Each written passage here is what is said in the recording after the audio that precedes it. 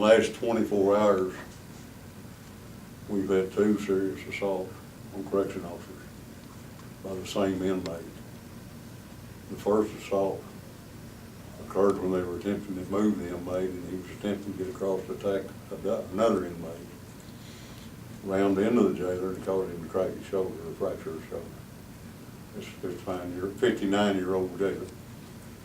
And the second offense occurred this morning, no, last night, I'm sorry, about 5:30 yesterday afternoon. At 5:30 yesterday afternoon, they were attempting to move this inmate. He broke loose. They attempted to subdue him, and he hit Buddy. One of the jailers made use his head and hit him 3 times.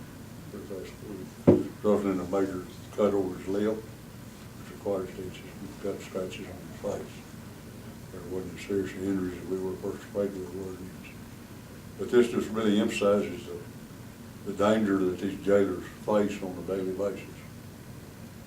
You know, they're kind of the unsung heroes of law enforcement, I guess. They probably receive as little appreciation as anybody because we don't see them, we don't hear much of a thing from the right. And it comes to light when some of them get hurt. And they get assaulted on a regular basis back there, not to this extent. But I would say, a fair comparison, I'm not sure they're not leading peace officers in just simple assault, being hit, spit on, and so forth. And this is not your family environment. Most people don't work with them, and it's a hard job. You know, we've had an ongoing situation with this inmate involving where he took a spoon and made a shank that was intended to use on the jailer. And we recovered the shank. He's also made death threats for his jailer and some other jailers back there. So we've had problem after problem with this one inmate. And of course, we changed our procedures and the way we're handling him, but there's always going to be an extent of risk in there. So we're just going to be very cautious. We're going to get somebody else hurt. We're going to have him here for quite some time yet, probably. And I'm sure you hadn't saw the last of him yet. We're going to try to be more careful in the way we go about it. But he looks for an opening and reacts quickly. That's his mindset. I was thinking, I don't want to get me going again. I hadn't followed anything with scripted, I guess. You know, this boy has a long criminal history, someone 23 years of age. His name is Joe Smith, and he came, I'm assuming, down in this area from the Metroplex area. He had a lengthy history in the Metroplex area, starting as a juvenile. And this is probably going to be I guess I'm not going to say he's a career criminal, probably. I don't know how he's got all the makings of being a problem for society for a long time to come.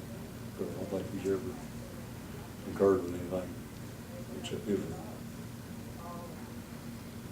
He's not an MHMR client or anything that I know of.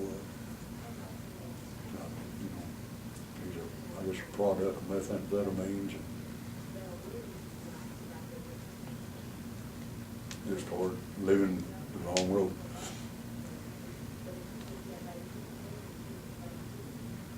How long has he been in the jail?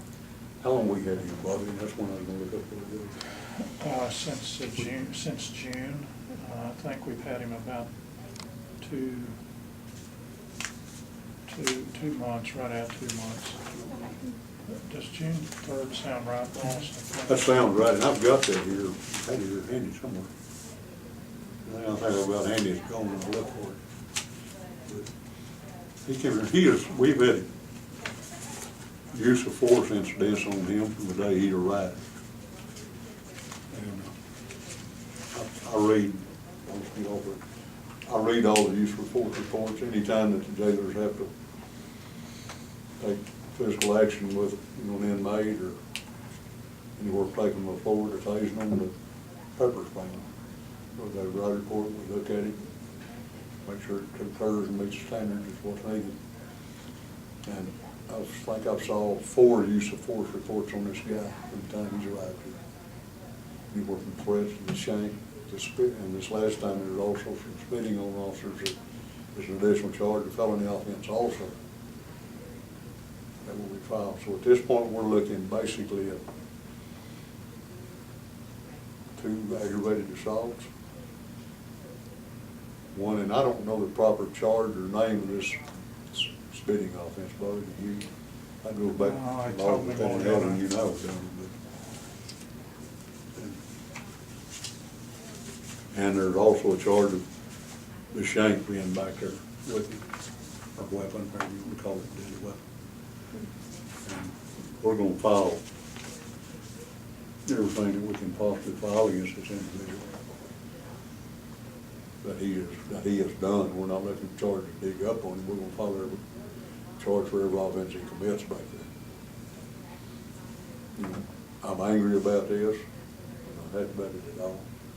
Anytime one of our officers are hurt by something like this, it does raise your level, I guess.